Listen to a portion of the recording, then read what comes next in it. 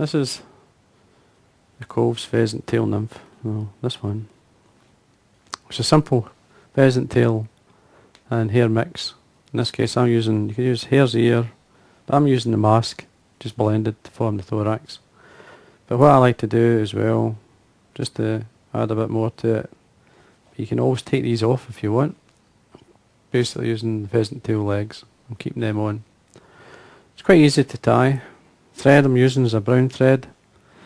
Obviously this is Uni-Dark. Hook, this is the Kamasan, it's a B110 size 12. You can tie these basically size 10s down to whatever size you want. It's very easy to tie. So just simply start at the eye.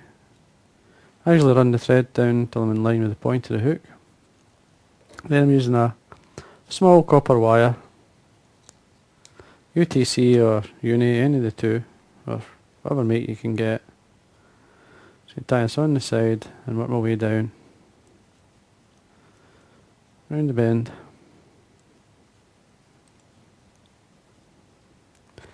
That point there. Then you're looking for a good centre tail, cock pheasant tail. Looking maybe 8 or so fibres. The way I line the ends up, it's basically bring them 90 degrees from the stem. If you do that, you'll see the tips starting to line up. When you're happy, you just tear them away from the stem, and you basically hold that end. Now what I like to do is come in,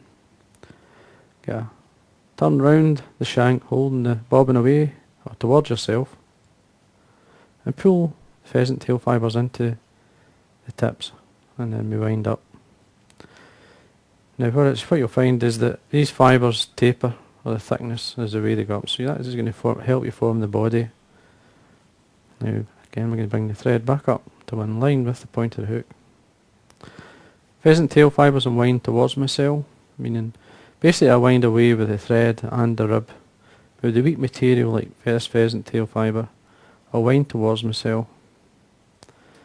There's a couple of reasons for that. It's basically when you rib it, it catches in more of the fibre, and you'll see the rib, and your fly will last way longer. So you take this all the way up. You get to your thread, just come across the pheasant tail, keeping the thread tight, do a turn on the shank of the hook, and then again, this just locks it in because you're actually unwinding the fibre because it's coming the opposite way from the thread. And then we bring our rib up, looking maybe 5 to 6 turns. You'll see how the rib, you can actually see it. If you wound the pheasant tail the same way as you wound the wire, it would just sit into the layers and disappear, and it's not actually catching in any fibres, so it's not doing its job. You can run my thread down to the eye and cut away or break away these ends. They break away quite easy. The wire we can bend and break it off. Get a neater cut. Now what I'm going to do is form the legs. When you're doing the original fly you don't need to do this, but if you want to form the legs, this is how I do it. Looking for around about 10 fibres. Again, we'll bring them 90 degrees from the stem. Just line the ends up, tear them away. We tie these forward of the eye. Now, thread's right at the eye at this point, so I'm going to bring it up maybe 4 or 5 turns, one in front to the other.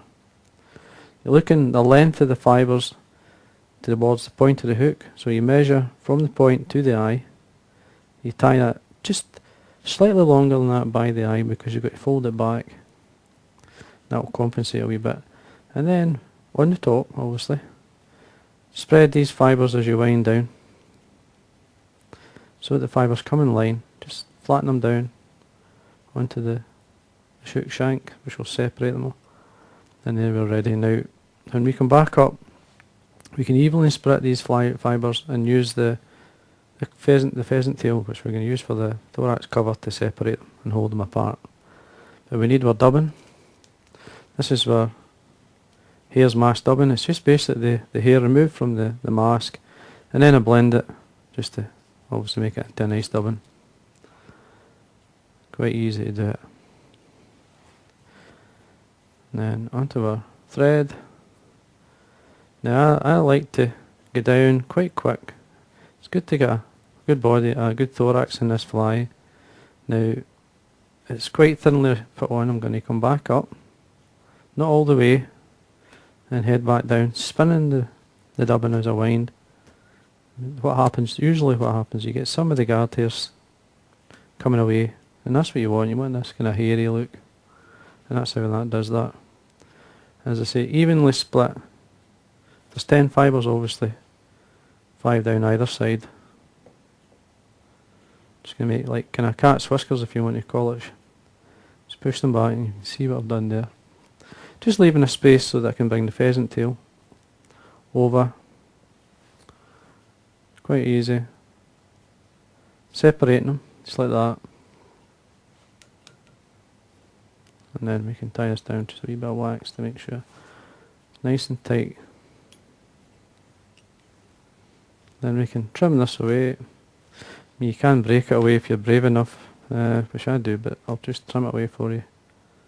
Just come in. Do a time. So it's nice and neat. And then bring the thread turns. I like to take the thread turns into the cut ends of the pheasant tail. Come down. Just form a small head. Come in, keeping the thread always tight. You can go straight in and whip finish. And this is basically adding legs to Arthur Cove's pheasant tail. It's the same fly, other than that's a pheasant tail, so you can't rename it something else.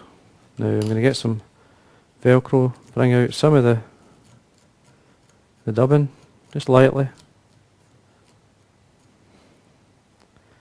And if you want to fold these legs slightly, just have to crease them, just by taking them forward, pressing a wee bit. Best way to do it is from the back, so you basically come from the back and you press, you crease them, and that'll there'll cause the fibres to come down the side. Just like that, or nymph like. Once that starts to swim, you'll see the shape, you can see down the legs. Just a nice way of tying the fly. And then we get our varnish. Don't be shy, just get it into the head. There you go. And that's your Cove's pheasant tail nymph with some extra legs there. A couple of coats of varnish, make sure the eye's clean, and your fly's finished. So hope you enjoyed that.